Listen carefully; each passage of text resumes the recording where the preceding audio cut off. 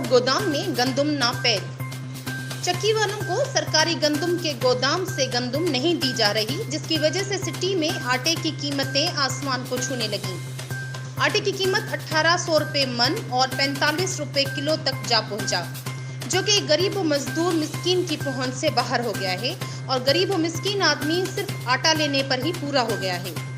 City court गुलाम मोहम्मद का गंदम गोदाम करप्शन का बेताज बादशाह है, जिसको नेब की परवाह नहीं।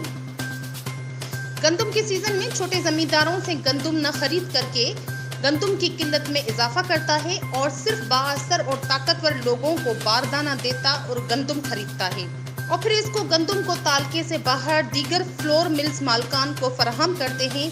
अगर इस तरह गंदम के रेट बढ़ते रहे तो खदशा है कि कहीं कहत साली न पड़ जाए, क्योंकि आटा गरीब और मिस्कीन की पहुंच से बाहर है, इसलिए वो भूख मर रहे हैं और गंदम के व्यापारियों के पास भारी मिकदार में गंदम स्टॉक रखी हुई है, जो कि महंगे रेट हासिल करने के लिए रहे और इंतजामिया ने भी इस पर कोई एक्शन नहीं लिया।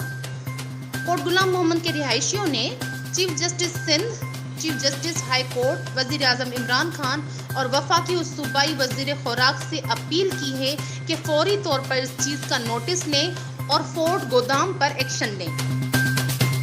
किरमनाज, HRJDU न्यूज़, हैदराबाद।